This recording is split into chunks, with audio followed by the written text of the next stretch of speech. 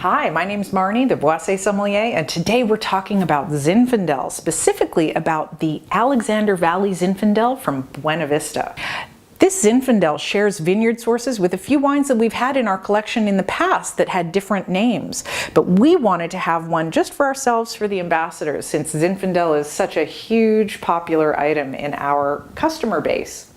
And so what we have here is a blend of two Sonoma County vineyards of Zinfandel that are based in the Alexander Valley zone. Now, Alexander Valley is the largest AVA, or one of the largest in Sonoma County, and it's the first one that you cross over into when you drive north through Napa Valley, up through Calistoga, and across over the county line.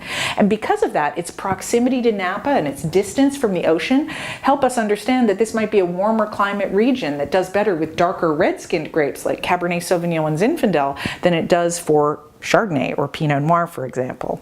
And the wine delivers all of that in spades in the glass. When you give it a swirl and a sniff, we'll get Zinfandel's classic aromatics, which to me often remind me of riper fruits, things like figs and dates almost. There's almost a hint of dried fruits, like I love those orange essence prunes that you can get, and this has a little bit of that citrus peel and dried plum quality.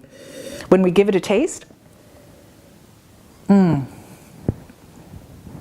fans of Zinfandel are often attracted by the wine's richness of texture and also by the grape variety's relatively low acidity compared to grapes like Pinot Noir and Cabernet Sauvignon, which makes it so broad in the mouth and very welcoming and rich. It's one of the things that makes Zinfandel so friendly for stewed foods. Think like a big pot of slow-cooked chili or slow-roasted short ribs. All of those kinds of foods are really happy with a wine like this one, and we think you will be too.